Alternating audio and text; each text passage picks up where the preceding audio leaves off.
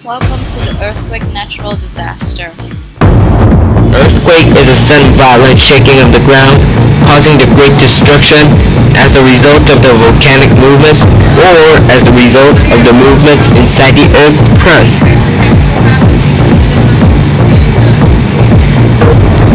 Now, for the symptoms.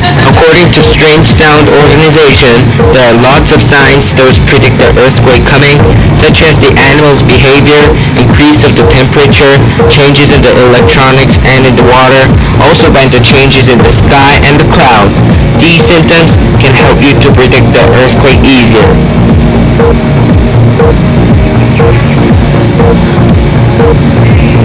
Now for the measuring tools. According to ask.com, there are lots of tools those are used to measure the earthquake. Two examples of these tools are seismograph and seismoscope. While seismograph measures the earthquake by measuring the seismic waves caused by earthquakes, seismoscope measures the time when the earthquake occurred.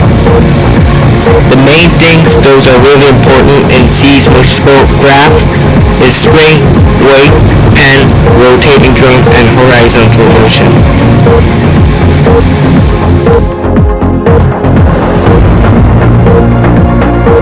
According to BBC, when the tectonic plates are releasing their energy, they get released in an earthquake. The part under the surface is called a hypocenter. An earthquake are created by two waves of energy, the P waves and the S waves. The S waves arrive shortly after the P waves. It is just a matter of seconds. S waves is secondary waves and P waves are called the primary waves. The consequences of earthquake may cause buildings, bridges, and other structures to collapse. And it may also cause fires and landslides in tidal waves.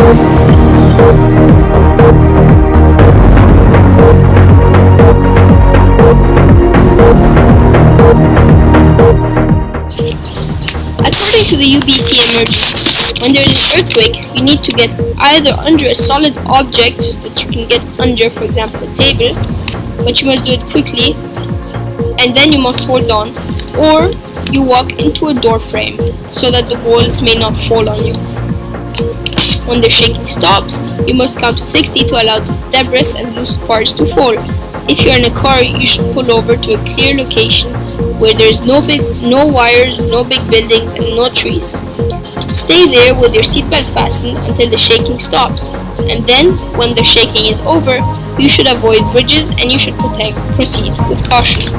If you're in a bus, stay in your seat and sit in a crouched position, and then protect your head from falling items while waiting for the bus to stop. If you're in a wheelchair, drop to the floor, crawl under the table, and hold on. Then do the same procedure as if you were in your house. After the earthquake, you must follow these instructions because there might be some effects that happen to your surrounding, and so to be safe, you must help people on the floor who did not follow this guide or simply got injured. Report hazardous items. Make sure you do not use telephones or any other electronic devices except for reporting medical emergencies. You must not use electronics because they may leak gas, sulfuric acid, and broken glass may even harm you if you are not careful. Do not use elevators or any devices that transport you because you may get harmed for any electrocution or malfunction and the elevator may crash into the floor. Do not leave the area until the people say it's safe. By people, I mean the authorities, the responsible people in the city, for example, the